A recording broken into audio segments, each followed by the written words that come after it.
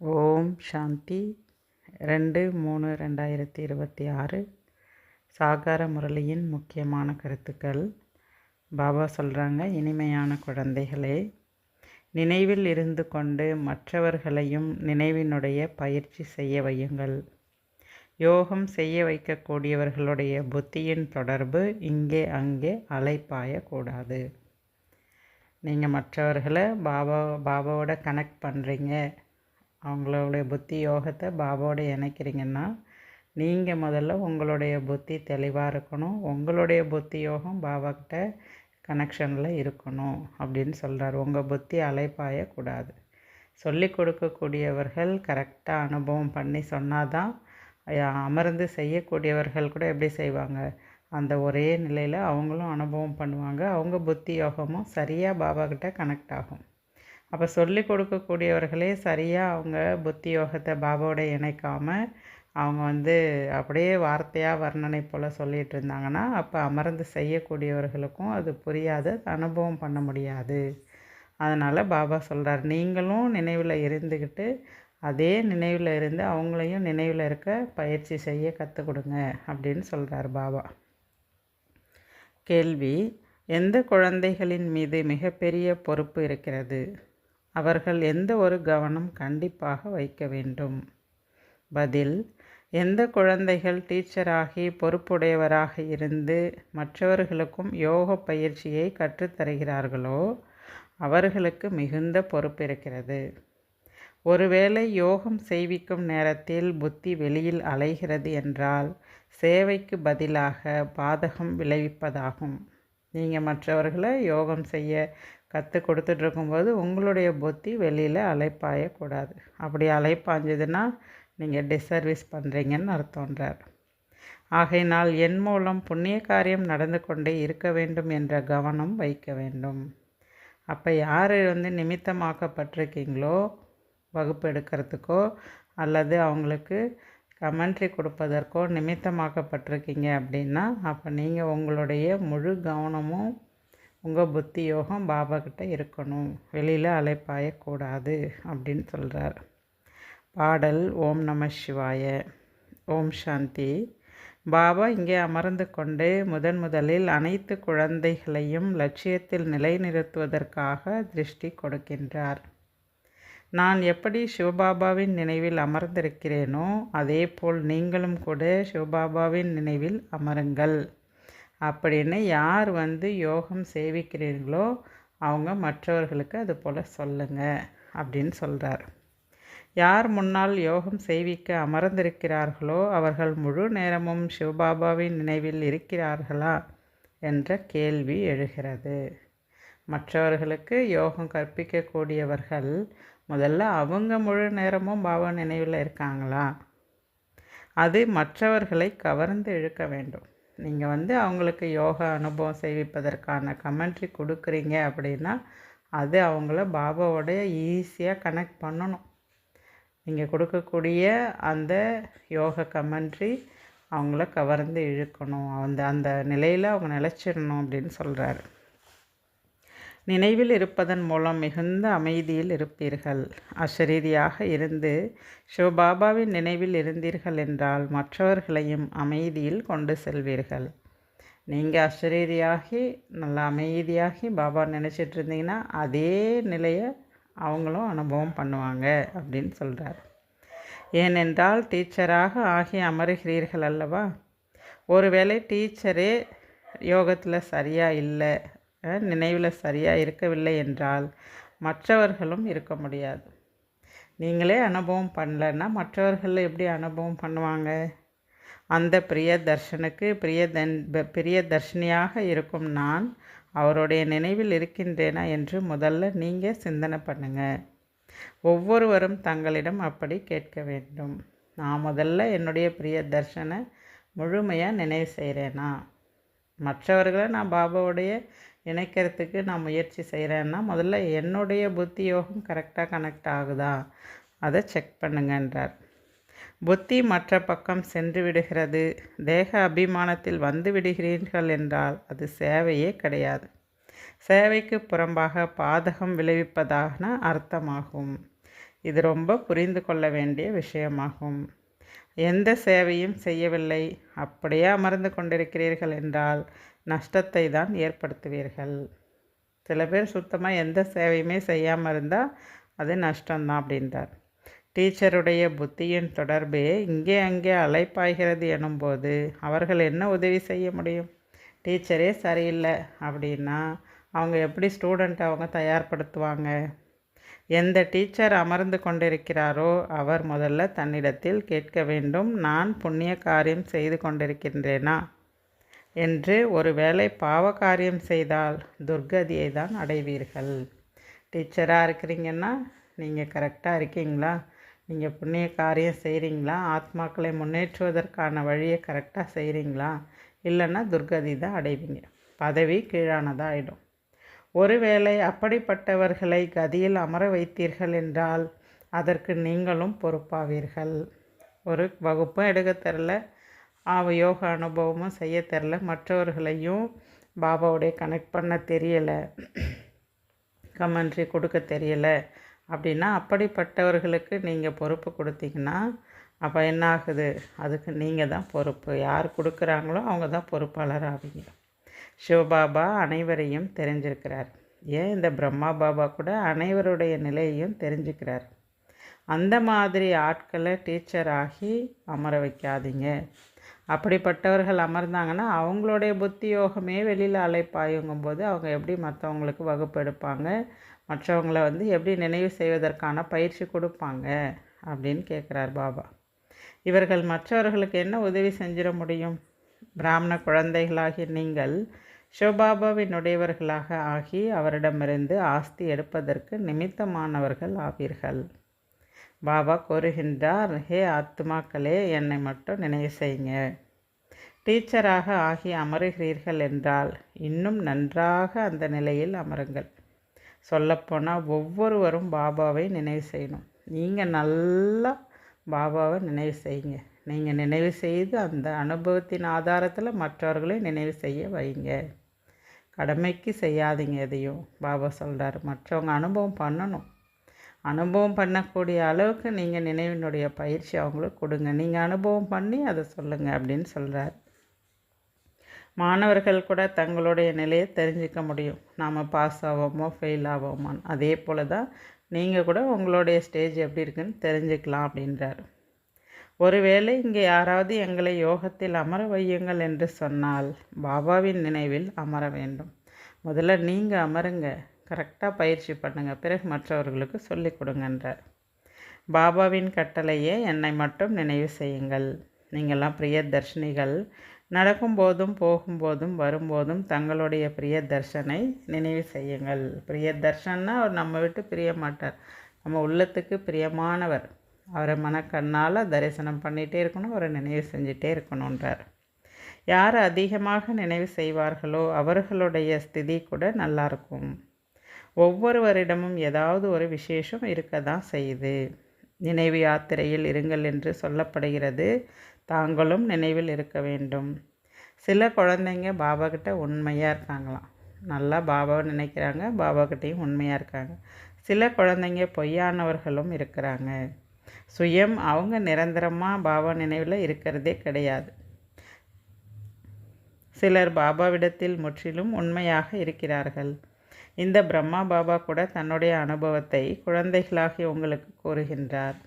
கொஞ்ச நேரம் நினைவில் இருக்கிறேன், பிறகு நானே மறந்து போகிறேன் அப்படின்னு பிரம்மா கூட தன்னுடைய அனுபவத்தை சொல்கிறாராம். ஏன்னா பிரம்மா பாபாவுக்கு நிறைய பொறுப்புகள் இருந்தது. அவருக்கு நிறைய பொறுப்பு. எல்லா குழந்தைகளையும் பராமரிக்க, அவர்களுக்காக ஒவ்வொரு விஷயத்தை சிந்திக்கிறதுக்காக பொறுப்பு அவருக்கு இருந்துச்சு. சேவையினுடைய எவ்வளோ அதிகமான குழந்தைகள் இருந்தாங்க. குழந்தைகளாகிய உங்களுக்கு இந்த முரளியை சிவபாபா சொல்கிறாரா அல்லது பிரம்மா பாபா சொல்கிறாரா என்பது கூட தெரியறதில்ல.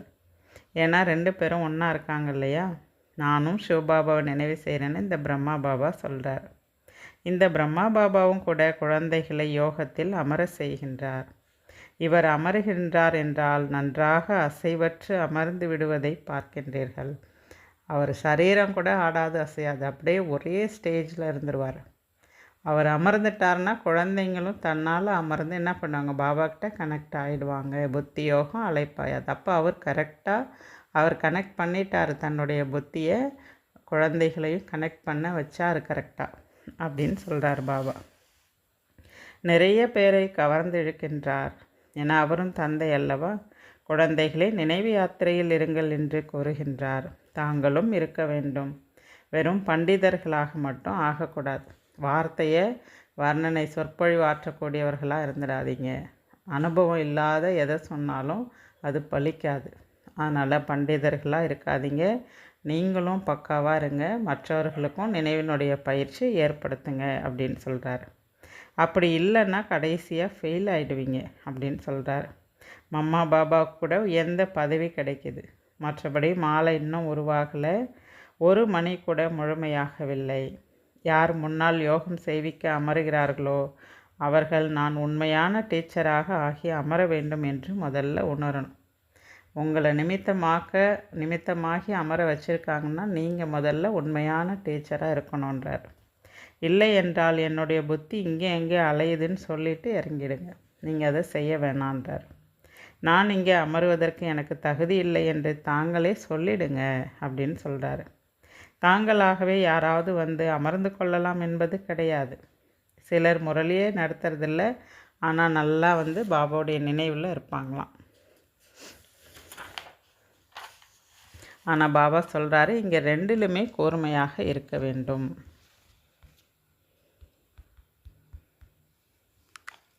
பிரியதர்ஷன் மிக அன்பானவராக இருக்கார். அவரை அதிகமாக நினைவு செய்ய வேண்டும்.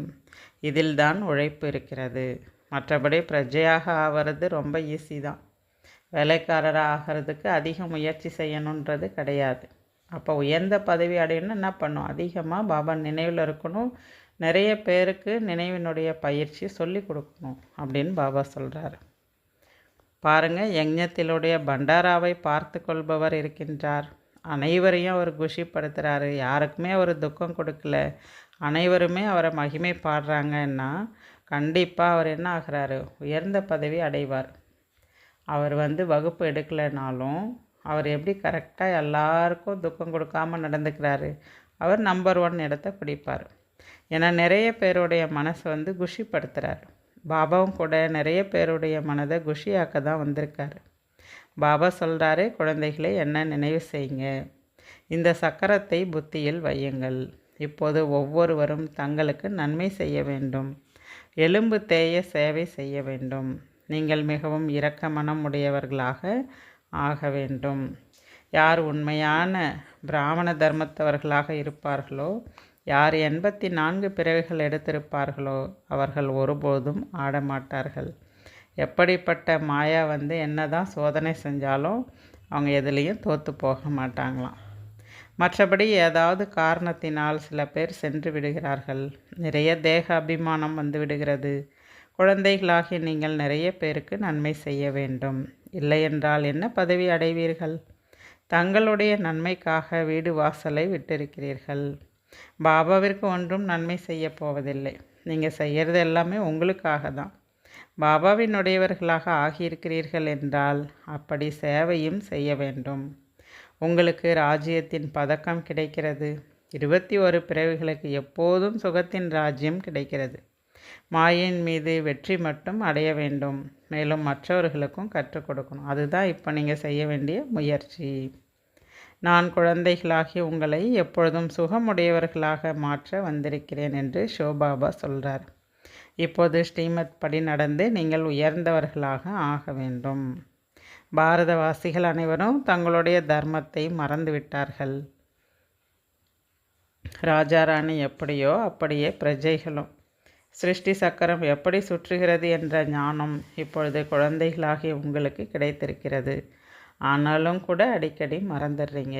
புத்தியில் முழுமையான ஞானம் நிற்பதே கிடையாது. நிறைய பேர் பிராமணர்களாக ஆகிறார்கள். ஆனால் நிறைய பேர் அரைக்குறையாக இருக்கிற காரணத்தினால் இன்னமும் விகாரத்தில் சென்று கொண்டிருக்கிறார்கள். ஆனால் நாங்கள் பிகே அப்படின்னு சொல்லிக்கிறாங்க. ஆனால் அப்படியெல்லாம் கிடையாது. மற்றபடி யார் முழுமையாக பாபாவுடைய டைரக்ஷன் படி நடக்கிறாங்களோ, தங்களுக்கு சமமாக மற்றவர்களை மாற்றிட்டு இருக்காங்களோ, அவங்க தான் உயர்ந்த பதவியை அடைய முடியும். தடைகள் ஏற்பட தான் செய்யும், ஆனால் நம்முடைய முயற்சி பின்னடைவில் போகக்கூடாது, முன்னேறணும் அப்படின்னு சொல்கிறாரு. இங்கே வந்து ஞான அமிர்தம் குடிக்கிறாங்க, பிறகு வெளியில் போயிட்டு தடை ஏற்படுத்துகிறாங்க. அப்படிப்பட்ட குழந்தைகள்லாம் என்ன பதவி அடைய முடியும்? அவங்களாம் பதவி அடைய முடியாதுன்னு சொல்கிறாரு பாபா. பாபாவினுடைய புத்தியில் இந்த ஏணிப்படியின் சித்திரம் நிறைய இருக்குது. அதை பற்றி தான் அவர் வந்து சந்தோஷப்படுறார். இதற்கு அதிக மகத்துவம் கொடுக்கின்றார். குழந்தைகள் ஞான சிந்தனை செய்து இப்படியெல்லாம் சித்திரங்களை உருவாக்கியிருக்காங்கன்னா பாபா அவங்களுக்கு கூட நன்றி சொல்கிறாராம். அந்த குழந்தைக்கு அந்த உணர்வை ஏற்படுத்தினது பாபா தான். ஏணிப்படி சித்திரம் மிக நன்றாக உருவாக்கப்பட்டுள்ளது. 84 பிறவிகளை தெரிந்து கொள்வதன் மூலம் முழு சிருஷ்டியினுடைய முதலிடை கடைசியை தெரிந்து கொண்டீர்கள். இது முதல் தரமான சித்திரம் இதுதான் அப்படின்னு சொல்கிறார். திருமூர்த்தி, சக்கரம் போன்ற சித்திரங்களை விட இந்த ஏணிப்படியில் ஞானம் நன்றாக இருக்கிறது. இப்போ நாம் உயரமாக ஏறிட்டுருக்கோம். எவ்வளவு சகஜமாக இருக்குது இந்த சித்திரம் அப்படின்னு சொல்கிறார். பாபா வந்து இந்த நேரம் எல்லாரையும் உயர்த்துறார். அமைதியாக பாபாவிடமிருந்து ஆஸ்தி எடுத்து கொண்டிருக்கிறோம். இந்த ஏணிப்படியினுடைய ஞானம் மிக நன்றாக இருக்கிறது. நீங்கள் இந்துக்கள் அல்ல, நீங்கள் தேவி தேவதா தர்மத்தை சேர்ந்தவர்கள் என்று நீங்கள் அனைவருக்கும் புரிய வைக்க வேண்டும். ஒருவேளை நாங்களாக 84 பிறவி எடுத்திருக்கோம் அப்படின்னு கேட்டால், நாம் 84 பிறவிகள் எடுத்திருக்கிறோம் என்பதை ஏன் புரிஞ்சிக்கல? நீங்கள் மீண்டும் நினைவு செஞ்சிங்கன்னா நம்பர் 1 வந்துடுவீங்கன்னு சொல்லுங்கள். தங்களுடைய குலத்தை சேர்ந்தவர்களாக இருந்தால் அனைவருமா 84 பிறவிகள் எடுப்பார்கள் என்று கேட்க மாட்டாங்க. அவங்க என்ன பண்ணிடுவாங்க, உடனே நான் தான் அதுன்னு புரிஞ்சுக்கிட்டு அவங்க ஏற்றுப்பாங்க அப்படின்னு சொல்கிறார். இப்போது குழந்தைகளாகிய நீங்கள் யோகத்தில் அமருகிறீர்கள். ஏணிப்படியை நினைவு செய்தீர்கள் என்றால் மிகவும் ஆனந்தத்தில் இருப்பீர்கள். நாம் தான் 84 பிறவிகளை முடிச்சிருக்கோம். இப்பொழுது நாம் வீடு திரும்பி செல்ல வேண்டும் என்பது புத்தியில் இருக்கும். இதெல்லாம் நினைக்கும் போது எவ்வளோ மகிழ்ச்சி ஏற்படுது. சேவை செய்வதற்கும் உற்சாகம் இருக்க வேண்டும். புரிய வைப்பதற்கான முறைகளும் பாபாவிடமிருந்து நிறைய கிடைக்கிது.